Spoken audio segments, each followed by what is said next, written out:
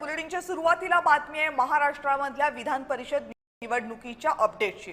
विधान परिषदेच्या निवडणुकीसाठी महाविकास आघाडीकडे एकच जागा आहे आणि या एका जागेसाठी महाविकास आघाडीकडून उद्धव बाळासाहेब ठाकरे यांच्या शिवसेनेतर्फे अंबादास दानवे यांना उमेदवारी देण्यात आली आहे। काल या उमेदवारीची घोषणा झाली आणि आज अंबादास दानवेंनी आपला उमेदवारी अर्ज दाखल केला। विधान परिषदेसाठी अंबादास दानवे हे महाविकास आघाडीचे उमेदवार आहेत।